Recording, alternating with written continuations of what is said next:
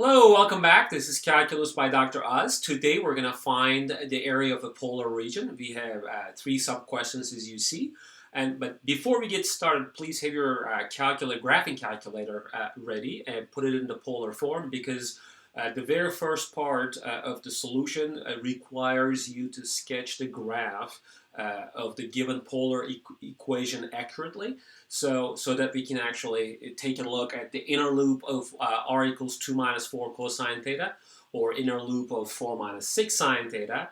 And in part C, we're going to look at the region where we have between the loops of r equals 1/2 plus cosine theta.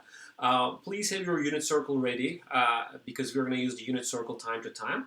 As well, I want to show you a few stuff here. So first of all, we have a formula, the area formula written in terms of the polar equation form. So we have r equals f of theta provided to us. So we are given the polar equation, and we're looking at the area of the sector, which is sort of like trapped in between the rays theta equals alpha and theta equals beta. So A equals, in fact, 1/2 of f of theta squared d theta, or r squared d theta. So this is something we're going to use along the way. As well, let me just show you a few graphs here. And here we have this 2 minus 4 cosine theta, and we're looking at the inner loop of that. It's right here. So this little inner loop down here is what the area looks like that we're interested in.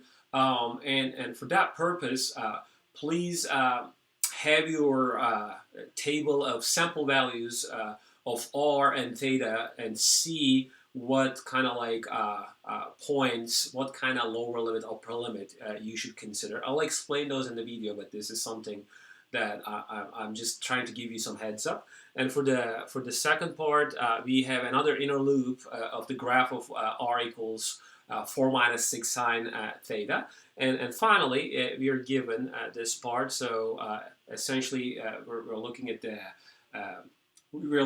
the area between the outer loop and inner loop.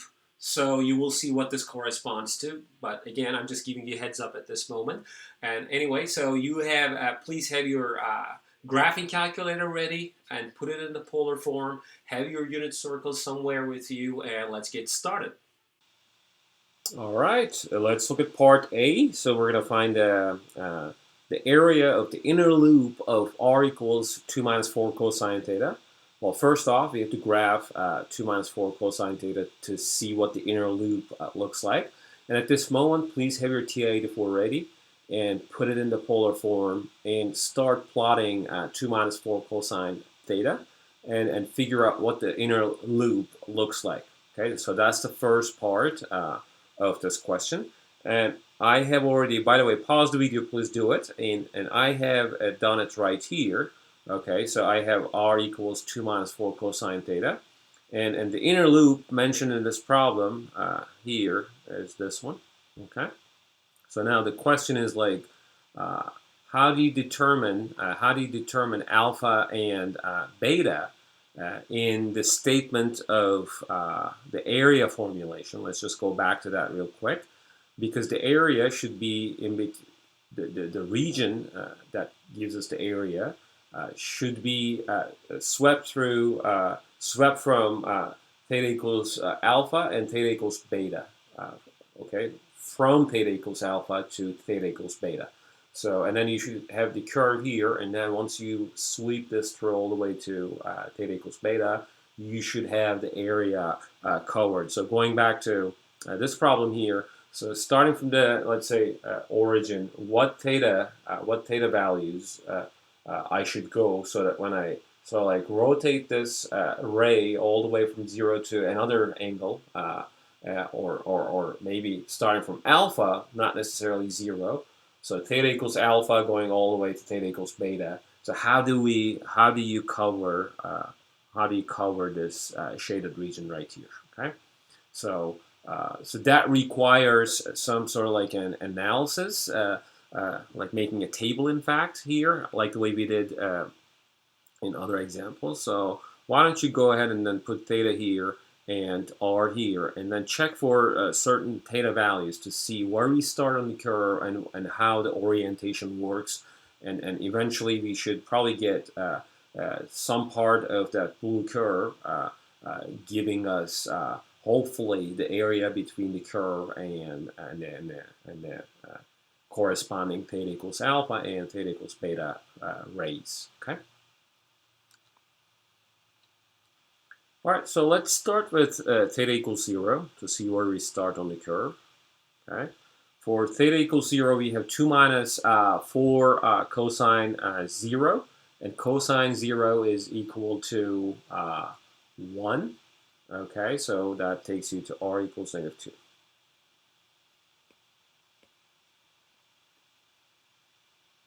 Okay. So now let's continue with pi over 6. Okay, let's continue with pi over 6. You have 2 minus 4 cosine pi over 6. Okay.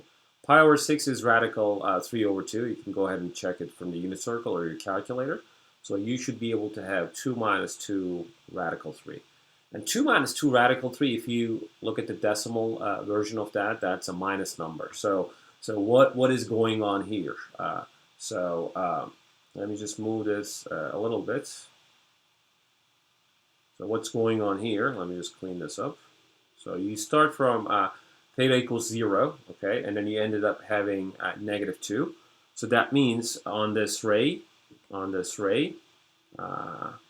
theta equals 0, okay, right at the x-axis, okay. So I'm moving 2 units, but in the other direction because 2 comes with minus sign. So that means I am in fact ending up here. So I'm not starting at the origin, as you see. I'm starting right at that point for theta equals 0. And for theta equals pi over 6, I am, let's see, right here. Somewhere here, right? Pi over 6, okay? Right on this ray. And 2 minus 2 radical 3 is a negative number, and you're walking in the other direction. So which essentially means that I'm walking right here. So the second point that I have here is right here. So that means I'm going in this direction till when? Till I hit pi over 2. That I hit the origin. Let's see. Because this is 2 minus 4 cosine pi over 2. Okay. Oh, in fact, I'm sorry, that's pi over 3. Okay. So it's 2 minus 4 cosine pi over 3. And pi over 3 is 1/2. Okay. 4 times 1/2 is 2. 2 minus 2 equals 0. There we go. When you are on the ray pi over 3, that means you're walking 0 units, so you're ending up being here. Okay. All right. So I hope this makes sense for you. And let's keep going a little bit more. Pi over 2 to see if I'm going to cover that inner loop all the way. So at pi over 2, it's 2 minus 4 cosine pi over 2. Okay, and that is equal to 2 because cosine pi over 2 is 0. So what happens now is that when you're in the ray theta equals pi over 2, okay, you're walking 2 units. In fact, you're going in this direction. Starting from theta equals pi over 3 to pi over 2, you're just getting away from the inner loop. Okay, so what I'm going to do now is, since I think I figured this out, and I'm sure that you figured this out, I'm just clean this up. So to be able to cover the half of the inner loop, you should take theta from 0 to pi over 3. Okay? And this graph is a symmetric graph. To be able to cover the full inner loop, you're going to multiply the area of the half of the inner loop by 2. Okay? So let's go back to work. So area of the inner loop is 2 times the area of the half loop. And I know how I get that. It's the integral from, it's 1/2, the integral from 0 to pi over 3, 2 minus 4 cosine theta quantity squared d theta. Okay? That is our first observation. Okay? All right, the rest is just integration, obviously. So let's just do that. Let's expand 2 minus 4 cosine theta first. Let's do it here. And also, 2 times 1/2 is already 1, so that we don't need to carry forward any constant. So this is 4 minus 4 times 2 times 2, 16 cosine theta plus 16 cosine squared theta d theta. As always, we can separately integrate the indefinite integral version of this. Okay. And that requires us to use the power reducing formula for the cosine squared theta term, like we did in earlier examples. So essentially, I'm going to replace that by 16 cosine 2 theta plus 1 over 2. Okay. And now I can integrate everything in one shot. So 4 theta minus 16 sine theta. Okay, so let's simplify this part a little bit. So this is 8. Okay. So plus 8 times 1/2 sine theta plus theta. Okay, plus c.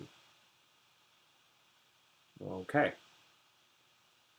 So once we have this sorted out, I'm going to go and place this in here. So 4 theta minus 16 sine theta plus 4 sine theta plus 8 theta.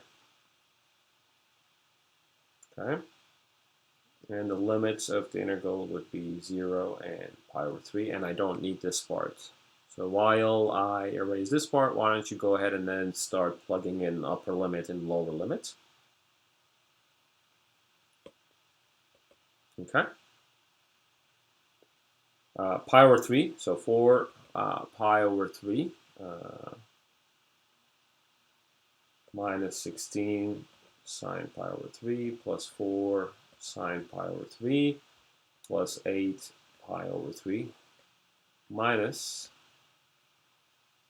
you plug in 0. Let me just do it in one shot here, because you have 4 theta here, that's 0. Sine 0 is 0, and other sine 0 is 0. All of this terms are 0, so I don't need any minus coming along here, so it's minus 0 essentially. Okay. And let's see. All right, so I have 4 pi over 3 plus 8 pi over 3. So the first and the fourth term, so it's 12 pi over 3, which is 4 pi. And I have minus 12 sine pi over 3. Let me just go back to the unit circle to grab the exact value of sine pi over 3. Sine pi over 3 is the y-coordinate of this point here, corresponding to theta equals pi over 3 rate. So that's radical 3 over 2. Okay? That is radical 3 over 2. Okay, so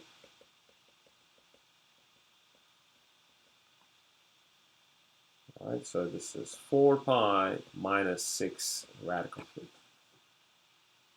All right, so we got this area taken care of, and this is already a very long video. I'm gonna stop right here, and we got the inner loop of the full inner loop, the area of the full inner loop, and we're done. I'll see you for part B in the next video. All right, bye.